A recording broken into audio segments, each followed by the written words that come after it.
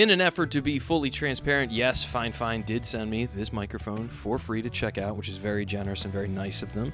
I am, however, not going to let that bias my opinion necessarily. I'm going to give you the facts and tell you what I think about it. They did not pay for the review, so they just sent me the mic, which is cool, and I appreciate it. I'm going to be using this one with my secondary setup here at my house when I teach production lessons for music production, so that's going to be pretty cool. On to the review. So this mic is the second Fifine mic that I've reviewed now recently. I first did the Fifine K688, and this is now the Tank 3.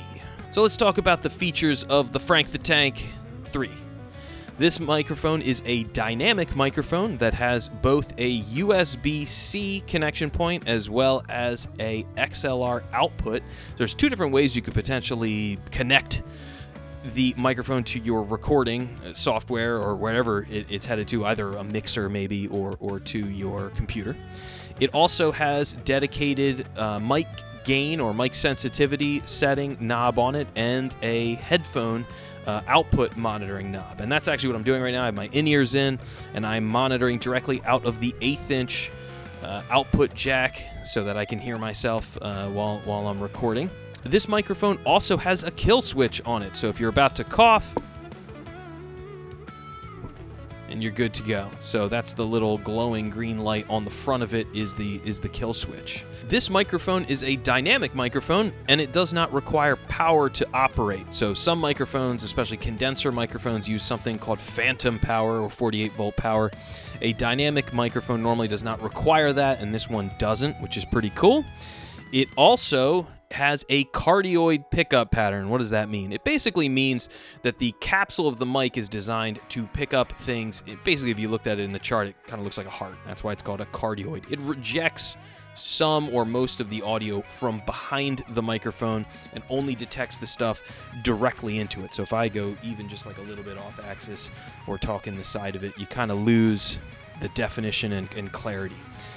And that's a good thing for the way this microphone is designed to be used. This is designed to be used by a podcaster, by a gamer, by a YouTuber, right? And you just want to talk directly straight into it to get a nice clear sound and signal. It's not a omnidirectional mic, which picks up sound from all around, which is good. So that if you've got a noisy neighbor in an apartment building while you're shooting, or if there's somebody jackhammering across the street, it'll help cut down on that noise, which is awesome. That's why most vocal mics tend to be cardioid microphones. So first impressions of the Frank the Tank 3 is pretty strong. I like this mic. I like Fifine. I think these products are pretty decent for the price. I mean, it's under $100, costs $89.99, so it's not an expensive microphone. And to have an XLR output and USB and the knobs right on the side to control your mic sensitivity and the output is pretty cool. I've seen a lot of these, Amazon microphone specials. They skip those features. And to have the built-in windscreen as well is really cool. And this microphone is heavy. Like, I think whoever named it, it's pretty spot on. It's heavy. It's way heavier than the K688.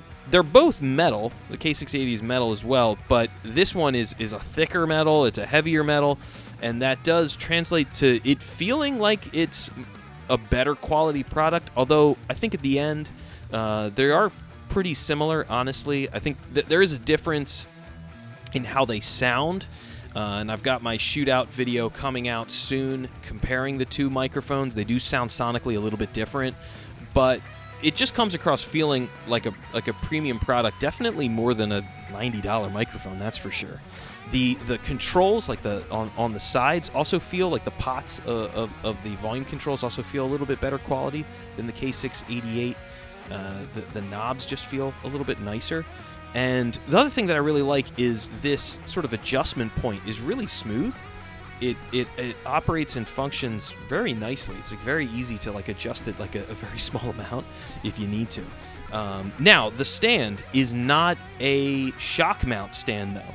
So if you're going to be doing the sort of productions where you're going to be touching the mic, that really comes through the microphone. Or if you are going to be bumping the mic stand, man, you're going to hear it through the mic.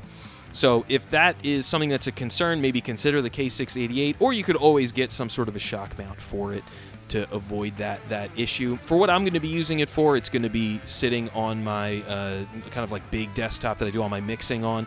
So it's going to be used actually a little bit more sparingly than the other one, honestly, and that's not a problem for me. But something definitely worthwhile to point out.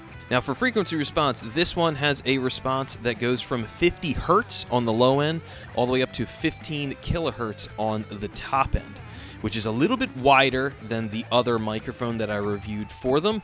Unfortunately, on the marketing materials, it did not have a graph to show the frequency response, but compared to the K688, it sounds a lot flatter to me, and they describe it as that as well, not having so much presence in the mids, and having a little bit kind of a flatter response, a little bit more low end, maybe a teeny bit more top end.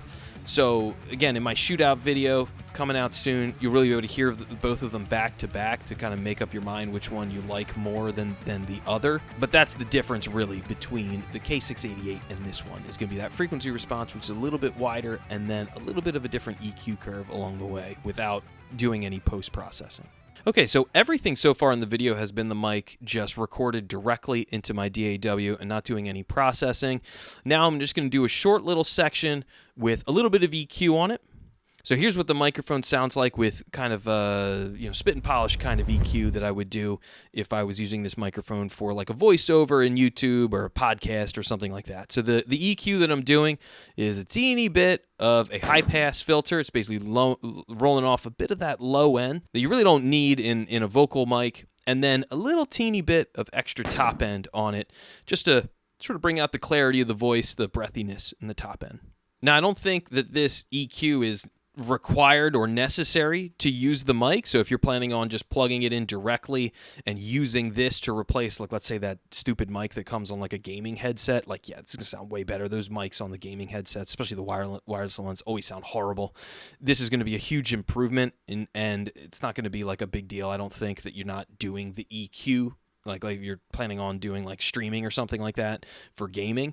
This will definitely work great. It's just like spit and polish kind of thing, again, just something to really kind of bring out that clarity and clean it up.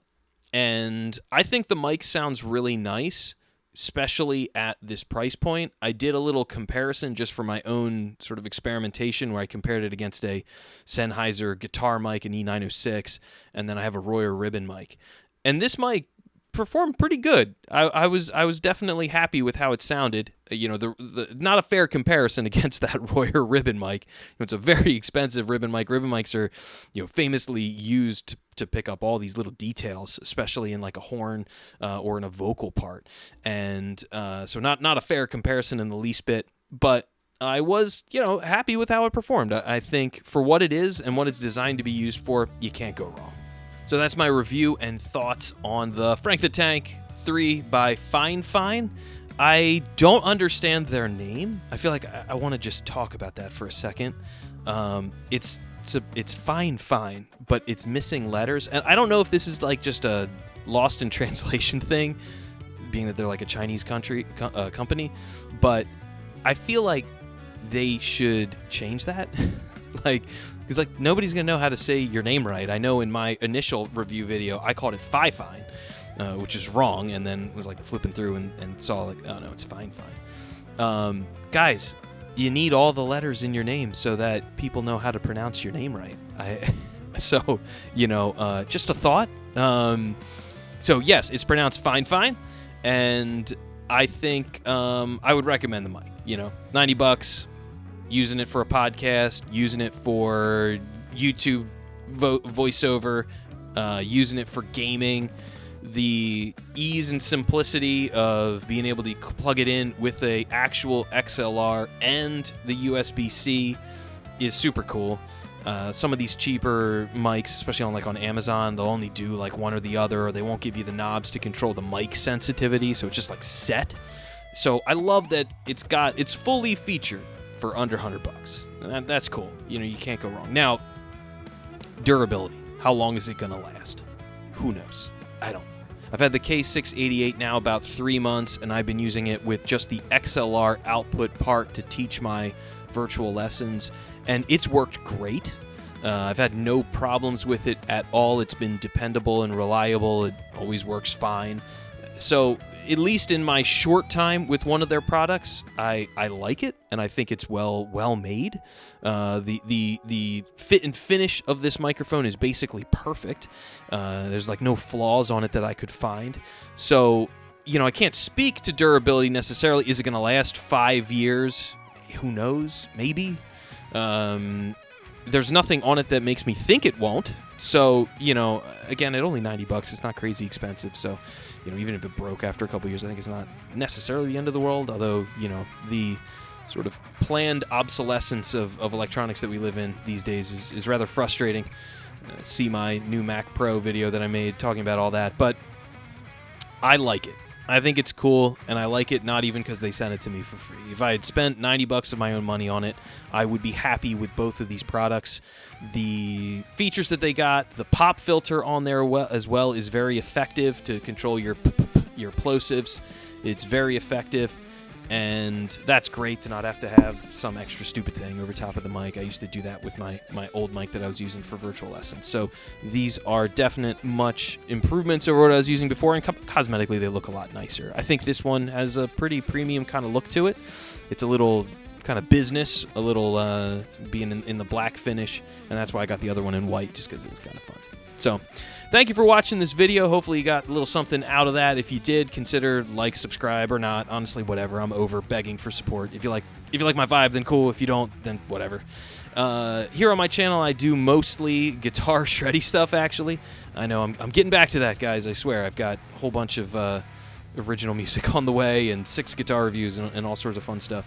So, getting back to the tunes in the next couple weeks. So, thanks for watching, and keep on rocking. Woo!